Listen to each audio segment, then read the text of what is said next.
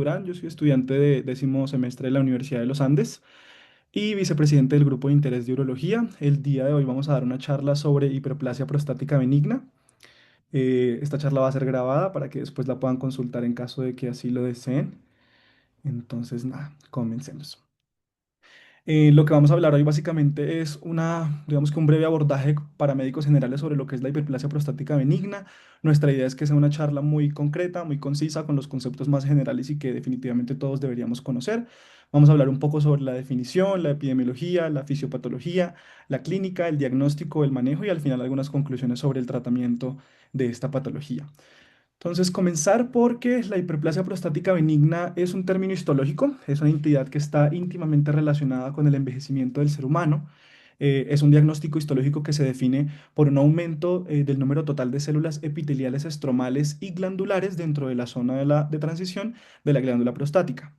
La hiperplasia prostática benigna se refiere básicamente al cambio de tamaño de la próstata y no a los síntomas potenciales que puede causar realmente, que estos síntomas pues se van a conocer como síntomas del tracto urinario bajo o inferior.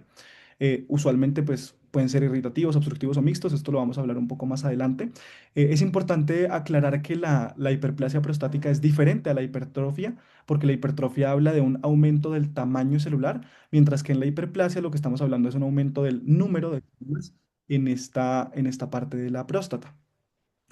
Los pacientes usualmente pueden ser, digamos que, sintomáticos con los síntomas que les mencionaba hace un momento, los síntomas del tracto urinario bajo, pero también pueden haber unos pacientes asintomáticos. Esta patología lo que puede dar es lugar a agrandamiento prostático benigno, a obstrucción prostática benigna y a obstrucción de la salida vesical, que son también términos que abordaremos un poco más adelante. En cuanto a la epidemiología de esta patología, pues es la neoplasia benigna más común y más frecuente en hombres.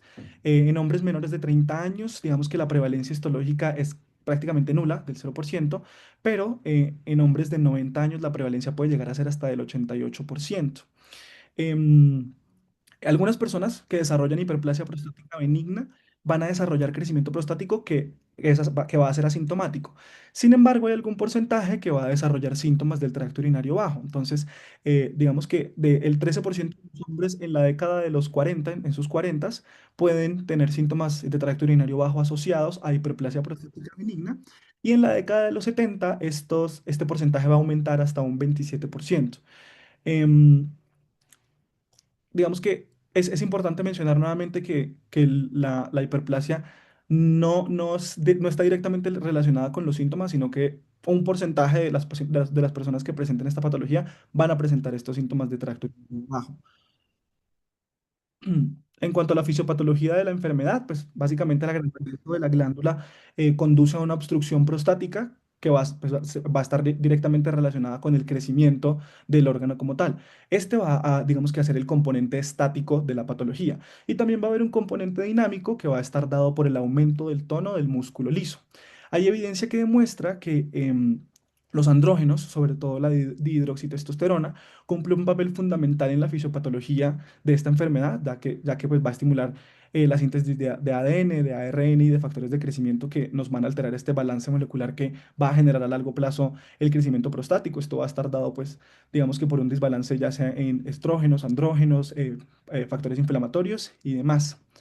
En cuanto a los factores de riesgo más importantes que se han reportado para esta enfermedad son el aumento de la edad, la raza afrodescendiente, la obesidad, la diabetes mellitus tipo 2, el alcohol y el sedentarismo. Ahora bien, ¿cómo es la clínica de esta patología? Entonces, en cuanto a los síntomas del tracto urinario bajo, digamos que son un indicador muy subjetivo y muy inespecífico, ¿sí? ¿Por qué? Pues porque pueden presentarse también en otras patologías y uno nunca puede hacer un diagnóstico definitivo con esta sintomatología. En cuanto a los síntomas, pues digamos que los podemos categorizar en varias clases. Entonces, pueden presentarse como síntomas irritativos, obstructivos, o los pacientes pueden debutar con ambos tipos de síntomas. En cuanto a los síntomas irritativos, vamos a tener la poliaquiuria, la nocturia, la urgencia miccional, la incontinencia de urgencia y dolor suprapúbico. Y en cuanto a los síntomas obstructivos, dificultad para iniciar la micción, chorro débil o lento, goteo posmiccional, micción intermitente o vaciado incompleto.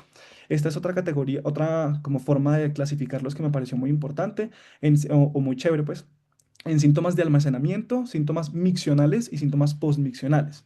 Entonces, en cuanto a los de almacenamiento, encontramos la frecuencia urinaria, que pues va a ser dada por poliacuria, la nocturia, la urgencia urinaria y la incontinencia urinaria. En cuanto a los síntomas miccionales, pues vamos a tener que chorro urinario débil, intermitencia en la micción, vacilación del chorro, dificultad para iniciar la micción, pujo o goteo terminal. Y ya en cuanto a los postmiccionales, vamos a tener sensación de evacuación incompleta y goteo postmiccional. Como lo mencioné hace un momento, digamos que todos estos síntomas son compartidos por múltiples patologías del tracto urinario inferior y no son completamente específicos para la hiperplasia prostática benigna. Durante la anamnesis para realizar el diagnóstico de los pacientes es muy importante interrogar por la naturaleza y la duración de los síntomas, si tienen hematuria, si han tenido infecciones urinarias previas, si padecen de patologías neurológicas, si tienen antecedentes de cirugía urológica o pélvica, cómo es su función sexual, el consumo de medicamentos. Digamos que además al examen físico y a estos síntomas es muy importante hacer una muy buena anamnesis. Em, en cuanto al examen físico, digamos que ya específico, el tacto rectal es una herramienta que se usa con mucha regularidad para el diagnóstico de hiperplasia prostática benigna y sobre todo para descartar cáncer. El tamaño, pues, en el tacto rectal no se ha correlacionado ni con la severidad de los síntomas, ni con el grado de obstrucción del tracto urinario. Entonces, digamos que si bien nos permite palpar directamente si existe un crecimiento de la glándula, no es específico o no se ha demostrado evidencia de que este crecimiento o la cantidad del crecimiento esté asociada directamente a la severidad de los síntomas. Digamos que hay un cuestionario que es como la mejor forma de valorar la severidad de los síntomas que va a presentar el paciente. Es conocido como el International Prostate Symptom Score, que es el IPSS. Es un cuestionario que lo que hace es cuantificar la frecuencia, la severidad y la afección sobre calidad de vida que tienen estos síntomas del tracto urinario bajo. Son 7 preguntas que lo que evalúan pues son síntomas tanto obstructivos como irritativos. Digamos que cuando uno tiene síntomas leves es de 0 a 7, cuando son moderados es de 8 a 19 y severos es cuando es de 20 a 35. Lo que va a hacer esto es que nos cuantifica la severidad de los síntomas del paciente. Aquí tenemos la tabla y algunas de las preguntas que se le hacen al paciente para calcular su score. Es importante recalcar que esta es una herramienta diagnóstica, perdón, que no se considera una herramienta diagnóstica, pero que sí nos va a permitir cuantificar la severidad de los síntomas y la verdad sí hay una recomendación bastante fuerte en la literatura de usarla. En cuanto a exámenes de laboratorios que se pueden solicitar en este tipo de pacientes, pues como principal o digamos que lo que más se menciona en la literatura es el antígeno prostático específico. Esta es una glucoproteína producida a nivel de las células basales del ácido prostático. Es órgano específico, pero no enfermedad específico. Entonces, digamos que el hecho de que lo solicitemos y esté elevado, pues no nos va a indicar directamente que estemos tratando de una hiperplasia prostática benigna, sino que lo que hace es que nos obliga o aparece la necesidad de descartar cáncer, y esto es algo que digamos que creo que deberíamos tener todos muy presentes. En los hombres con el PSA elevado o normal, pero en el límite inferior, digamos que tienen mayor riesgo de presentar síntomas urinarios del tracto urinario bajo, em, y tienen una mayor incidencia, digamos que a progresar en severidad estos síntomas. Hay una relación entre los niveles del PSA y el tamaño prostático. Sin embargo, pues las guías recomiendan que uno pida el PSA, ya que pues el diagnóstico de un cáncer de próstata puede modificar definitivamente la conducta terapéutica que se tome con estos pacientes. Entonces realmente se pide es como para descartar otra patología más que para confirmar esta, por decirlo de alguna forma. Otros laboratorios que podemos solicitar son, por ejemplo, la creatinina sérica. Aquí se hace pues usualmente de rutina porque los pacientes con creatinina elevada lo que podemos observar es que hagan una hiperazoemia. En el 5 al 25% de los casos de estos pacientes se ha demostrado que pacientes con creatininas elevadas tienen un mayor riesgo de desarrollar complicaciones postoperatorias, mayor mortalidad.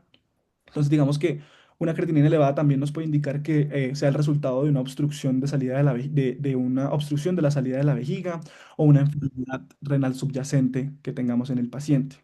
Si la concentración de creatinina sérica es alta, hay una alta indicación para solicitar una ecografía renal y de pronto evaluar que no haya hidronefrosis. El uroanálisis en Colombia se podría decir que es como un examen de rutina, pero pues es importante mencionar que no todos los síntomas de tracto urinario bajo ocurren como una consecuencia del crecimiento prostático. Digamos que esta es realmente la razón principal por la cual se pide el uroanálisis para poder indagar sobre otras causas de síntomas del tracto urinario bajo, como por ejemplo infecciones de la vía urinaria o hematuria. La presencia, por ejemplo, de glucosa, sangre, leucocitos o bacterias en el uroanálisis nos podría hacer sospechar de otro tipo de patologías responsables de estos síntomas de los pacientes, diferentes a la hiperplasia prostática benigna. En cuanto a la ecografía, pues básicamente es opcional en caso de que esté alta para, como se los mencioné antes, descartar que el paciente tenga una hidronefrosis. Hay otros exámenes que, digamos que son opcionales, que no se usan tanto, como la uroflujometría, el residuo posmiccional, la cistoscopia y la urodinamia. Todos esos, digamos que tienen un alto impacto, como lo mencionaba antes, en cuanto a descartar otro tipo de patologías y enfocarnos un poco más de, digamos que de descarte, la hiperplasia prostática benigna. Ahora hablemos un poco sobre el tratamiento. Las generalidades del tratamiento, digamos que se van a enfocar de acuerdo a qué tan incapacitantes o qué tan severos sean los síntomas de los pacientes que presenten ya hiperplasia prostática benigna. Entonces, ¿cómo podemos, digamos que, clasificarlo precisamente? Gracias al IPSS. Entonces, si tenemos un paciente con un IPSS leve, que sea menor a 8, pues lo que podemos es dejarlo en observación, ¿sí? Estarlo observando cada año, hacerle controles, contacto rectal con el PSA, pero digamos que se puede observar, no necesitamos iniciar inmediatamente el tratamiento farmacológico u otros tipos de tratamientos. En cuanto al tratamiento farmacológico, pues se debe iniciar cuando los pacientes tienen síntomas de moderados a severos, y el quirúrgico usualmente es cuando los pacientes tienen síntomas severos y cumplen con algunas de las indicaciones absolutas para realizar la cirugía. ¿Cuáles son los medicamentos que tenemos, digamos que en este momento en uso? Entonces, em, vamos a hablar un poco de los bloqueadores alfa-adrenérgicos. Déjenme un segundo, acepto personas aquí en el... Entonces, en cuanto a los bloqueadores alfa-adrenérgicos, inicialmente pues, se desarrollan como unos antihipertensivos, pero se ha demostrado que pues, ejercen su efecto al bloquear los receptores simpáticos adrenérgicos que median la contracción de las células del músculo liso prostático y del cuello vesical. Lo que hace, digamos que básicamente son inhibir el efecto de la noradrenalina liberada de forma endógena en el músculo liso prostático, y esto reduce el tono y la obstrucción de salida de la vejiga. A grosso modo, en dosis adecuadas, todos los medicamentos que pertenecen a este grupo tienen una buena eficacia y una eficacia similar. Se ha visto que reducen el IPSS del 35 al 40% y aumentan la tasa de flujo urinario máximo en un 40%. Obviamente, como todos los medicamentos, tienen algunos efectos adversos que se han demostrado en la literatura. Entonces, los cuatro medicamentos que se utilizan actualmente son la terazocina, la doxazocina, la alfusocina y la tamsulosina, siendo esta última la más utilizada porque se ha visto que tiene un, digamos que un efecto mucho más rápido y mucho más seguro en los pacientes. En cuanto a los efectos adversos que tenemos de estos medicamentos, los efectos adversos con mayor frecuencia pues son el mareo y la astenia, y otros que son menos comunes son la hipotensión postural, la cefalea, la fatiga, síncope, congestión nasal y disfunción sexual, que está dada principalmente por alteraciones en el proceso de eyaculación. Ahora, también tenemos otro tipo de medicamentos que son la terapia hormonal. Entonces, en la terapia hormonal vamos a hablar de los inhibidores de la 5-alfa reductasa. Estos lo que hacen es que bloquean la conversión de la testosterona en su metabolito activo, que es la dihidroxitestosterona, esta es la que media, digamos que los efectos androgénicos en la próstata en las células estromales. Entonces, hay evidencia científica que nos muestra que precisamente la dihidroxitestosterona es la que está como encargada de ocasionar este desbalance que nos genera a largo plazo pues el crecimiento prostático. Entonces, al inhibir o al hacer ese bloqueo androgénico, lo que se presume es que pueda disminuir el volumen prostático, y que hace parte de esto pues del componente estático que tiene el crecimiento de la glándula. Hay dos medicamentos que hacen parte de este grupo muy importantes, que son el finasteride y el dutasteride. Digamos que ambos han mostrado exactamente la misma evidencia en cuanto a efectividad, y algunos de los principales efectos adversos a nivel de la función sexual, pues son que pueden producir impotencia, disminución de la libido, alteraciones en la eyaculación y ginecomastia.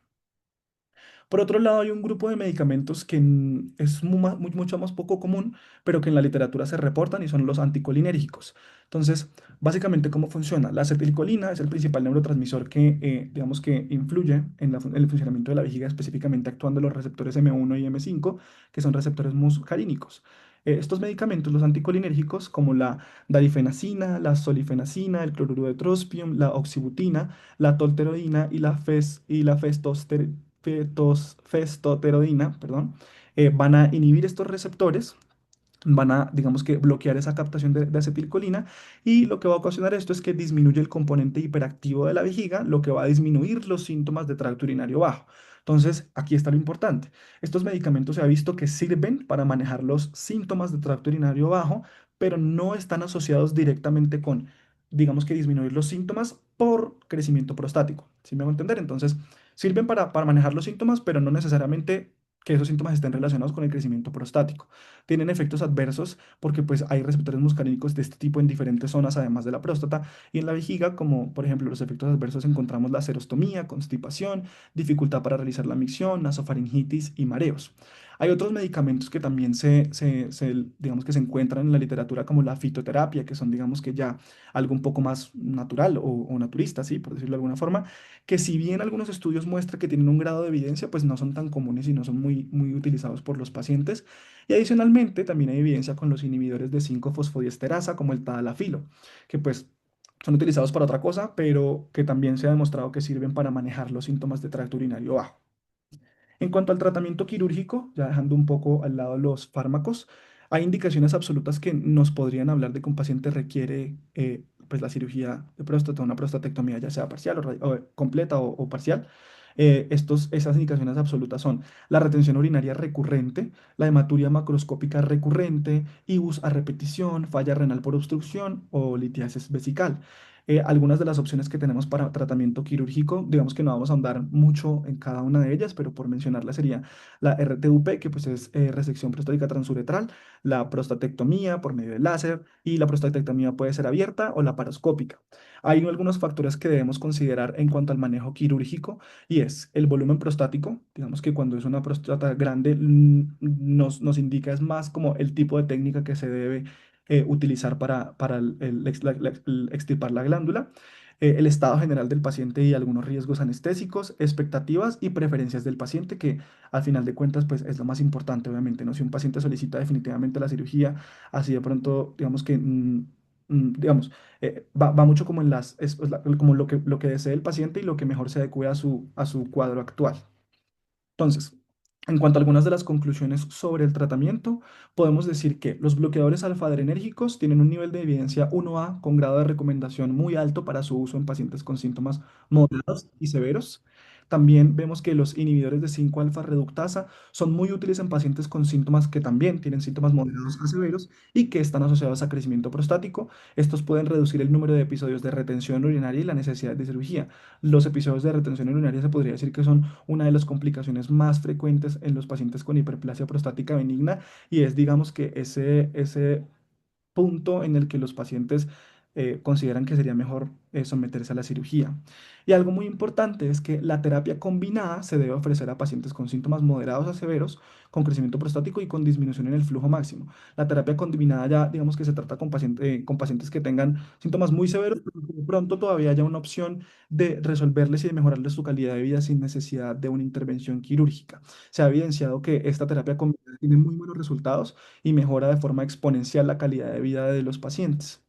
Para finalizar, algunas perlas clínicas que me gustaría y que creo que es lo más importante de lo que quiero que con lo que todos nos quedemos de esta charla y es que, primero que todo, en la hiperplasia prostática benigna la prevalencia aumenta con la edad, que la hiperplasia prostática benigna se desarrolla principalmente en la zona de transición de la próstata. Eso es algo que es un factor diferencial, por ejemplo, con patologías cancerígenas. Que la hiperplasia prostática benigna no es igual a cáncer de próstata, que es algo muy importante y que se debe recalcar mucho en los pacientes. El hecho de que un paciente tenga hiperplasia prostática benigna no significa que vaya a terminar en un cáncer de próstata. Pueden coexistir, pero lo que siempre se debe hacer es precisamente descartar la malignidad. Entonces, digamos que quitar ese sesgo de que un paciente que tenga hiperplasia prostática benigna va a terminar en cáncer de próstata. Hay que borrarnos esa idea y sobre todo para los pacientes. Si el PSA está elevado, no se debe asumir que sea una hiperplasia prostática hasta que se descarte el cáncer. La combinación de síntomas tanto irritativos como obstructivos, el hecho de que tenga los dos tipos de síntomas, nos va a orientar más a que se trate de un cuadro de hiperplasia prostática benigna a que sea otras causas como vejiga hiperactiva solamente. Y otra cosa que muy importante es que la nicturia más el chorro débil, si un paciente nos refiere esto en un hombre mayor, es probable, hay que pensar en hiperplasia prostática benigna hasta que se demuestre lo contrario. Estas son las referencias que se utilizaron para esta charla. Em, Muchas gracias. ¿Hay alguna pregunta? ¿Hay alguna duda?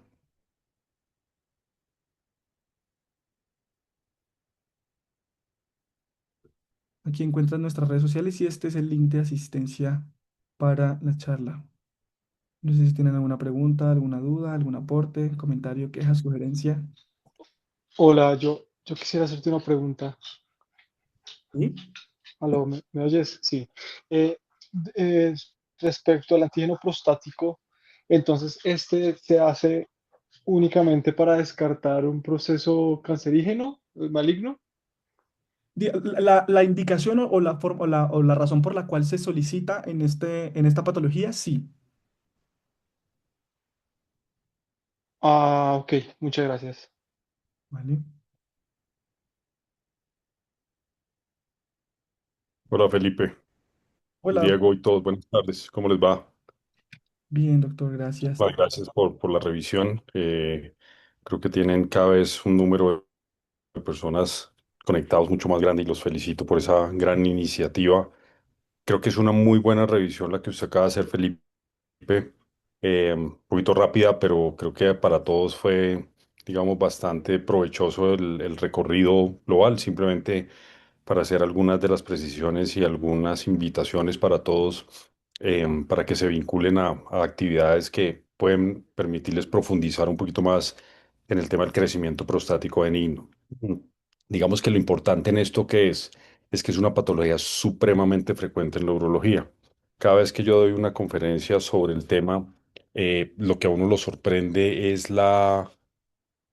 digamos, transversalidad que tiene el manejo de la hiperplasia prostática dentro de los urólogos. Todos los urólogos tenemos que manejar la hiperplasia si no nos dediquemos a cáncer, litiasis, andrología, cualquier subespecialidad de la urología. Casi todos manejamos pacientes con HPV porque pues, es una altísima prevalencia de esta patología. También cada vez utilizamos más herramientas diagnósticas. Yo vi que se mencionó que las herramientas diagnósticas como cistoscopia, urodinamia, flujometría, cada vez se utilizaban o no se utilizaban, digamos, de una manera muy frecuente. Yo diría que cada vez se utilizan de manera más frecuente. Lo que pasa es que no todos los pacientes las requieren, ¿cierto? No es una condición sine qua non para tratar un paciente, pero cada vez en prácticas académicas utilizamos alguna forma de objetivizar la sintomatología del paciente y estas herramientas muchas veces nos ayudan a que eso se pueda dar. Cuando uno mira guías de práctica clínica, las guías de práctica clínica recomiendan, no hay un should o un must en las guías, pero siempre hay, digamos, una recomendación a que potencialmente se puede, el may, está incluido may use urodynamics, may use cystoscopy para encontrar o para poder hacer diagnóstico y precisar un poquito más el diagnóstico. Cada vez le damos más peso al volumen de la próstata en la toma de decisiones quirúrgicas o en la toma de decisiones terapéuticas en los pacientes y les voy a explicar por qué. Y es que el volumen de la próstata pues juega un papel muy importante en la respuesta a la terapia y en el tipo de terapia médica y en la terapia quirúrgica pues juega un papel muy importante porque el tamaño nos va a determinar qué tipo de terapia quirúrgica nosotros podemos utilizar. Entonces, si uno quisiera tener en el estudio de los síntomas del tracto urinario por HPV una imagen que le permita a uno ver y objetivizar un poquito el tamaño de la próstata. Ultrasonido es tal vez la más cercana de todas. Muchos urólogos hacemos el ultrasonido en el consultorio de una vez. Ustedes me ven y ven a mis colegas en la clínica que cada rato llevamos los pacientes a la sala de ultrasonido y les hacemos un barrido ecográfico para ver el tamaño de la próstata de una vez. ¿Por qué? Porque eso nos permite predecir, como usted lo mencionó, qué tipo de terapia médica vamos a usar. Si usamos monoterapia o si usamos una terapia combinada, por ejemplo. Y en la escogencia del tratamiento quirúrgico también pesa muchísimo. Eh, si yo voy a utilizar X o Y intervención, si voy a pensar en hacer una cirugía abierta o una cirugía endoscópica, conocer la morfología de la próstata se ha vuelto en algo que pues, es relativamente importante. Y lo otro es que hay algo que tanto urólogos como médicos en general que tratamos esta patología olvidamos, y es que nosotros deberíamos ser mucho más enfáticos en dar recomendaciones nutricionales a los pacientes, recomendaciones de hábito que muchas veces pueden terminar siendo el tratamiento. Usted mencionaba que en pacientes con IPSS bajo, que es una herramienta que se la debemos hacer a todos los pacientes y de rutina en la clínica lo usamos, pero cuando uno le pide a los urólogos en un congreso que alcen la mano a ver cuántos utilizan IPSS para el estudio del paciente con HPV y menos de la mitad todavía lo alzan. Y es un estándar hace más de 30 años el utilizar una herramienta para cuantificar severidad de síntomas. pero básicamente, digamos, a lo que iba es que deberíamos ser más enfáticos en todas las recomendaciones nutricionales, en todas las recomendaciones de hábito miccional, en indicarle al paciente la micción por horario, en disminuir el consumo de líquidos hacia el final de la tarde si tienen nocturia y de la noche, en evitar el consumo de cítricos, alcohol, cafeína, técnicas de doble micción, todo ese tipo de cosas. Y la única sociedad que tiene un capítulo completo en su guía para ese tipo de cosas, la Sociedad Europea de Urología. La Sociedad Americana escasamente lo menciona realmente. Simplemente como para redondear un poco lo que ya se ha mencionado e invitarlos a que nosotros tenemos un MOOC en Coursera de manejo de síntomas del tracto urinario que seguramente muchos ya han hecho, pero tenemos liberada una versión no en Coursera, pero digamos que es completamente diferente y que permite profundizar a través de cuatro módulos importantes, un módulo de definiciones y epidemiología, otro módulo de diagnóstico, específicamente otro módulo de manejo farmacológico y otro de manejo quirúrgico, con videos ilustrativos de las cirugías que hacemos. Permite hacer un recorrido, digamos, bastante interesante, todas las opciones de manejo. Y al final cerramos eso es un MOOC en realidad, lo cerramos con una conferencia de qué escoger realmente. O sea, cómo hacemos la toma de decisiones compartida con el paciente, cómo podemos escoger el tipo de procedimiento que cada paciente, digamos, eventualmente necesita, dándole valor a las preferencias que el paciente le da, dándole valor a los valores que el paciente, y suena redundante, pero a los valores que el paciente da para la toma de decisiones. Como a veces a los urólogos se nos olvida explicar un poquito los eventos adversos de los medicamentos. Como muchos pacientes se nos olvida explicarles las tasas de eyaculación retrógrada con una cirugía, por ejemplo, y el paciente termina sorprendido después de operado porque no hay salida de semen al exterior. Ese tipo de cosas creo que uno las debe sistematizar y poner por delante en la toma de decisiones y uno se lleva sorpresas. Cuando uno al paciente le explica que el riesgo de disfunción eréctil al tomar un inhibidor de 5 alfa reductasa es del 10%, pues los pacientes toman decisiones con base en esa información. Estando informados son más libres de tomar decisiones de manejos, por ejemplo, más avanzados.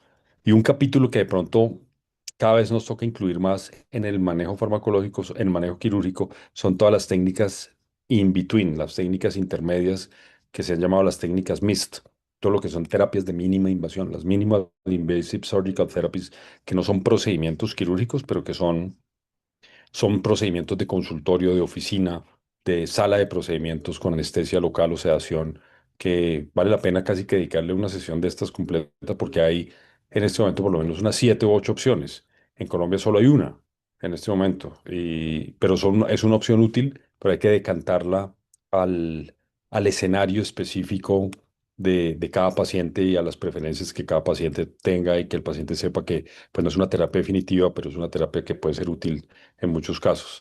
Eh, Nosotros, de hecho, en el Congreso de Urología hace 15 días nos ganamos el premio Fundadores, que es el premio más grande que da la Sociedad Colombiana de Urología, un urólogo, por un trabajo con una técnica MIST en un estudio nuestro. Y eso es una invitación a todos los que están conectados para que se vinculen a todas las actividades del Departamento de Urología de investigación. Tenemos cerca de unos 40 protocolos, si no estoy mal, corriendo en diferentes estadios y que yo creo que cada uno puede hacer parte de estos trabajos. Tenemos una rural a la cual pueden contactar, que yo creo que todas esas son unas grandes oportunidades de crecimiento en hoja de vida y de crecimiento en investigación, que es un área preciosa de la medicina que muchas veces la dejamos muy tangencial y no la manejamos y la exploramos como debe ser. Entonces, después de este corto comentario que duró casi el mismo tiempo la charla de Felipe, no sé si tengan alguna pregunta. Veo muchas personas conectadas, inclusive residentes de urología, lo cual me enorgullece que se vinculen. Ellos también creo que están en capacidad de hacer grandes contribuciones al tema, porque no todas las veces voy a tener el chance de poderme conectar. He logrado conectarme 2 veces seguidas, pero trataré de conectarme en todas las que pueda, pero seguramente va a haber algunas en las que no estaré, pero ahí están más personas que pueden aportar conocimiento en este especial grupo. Doctor.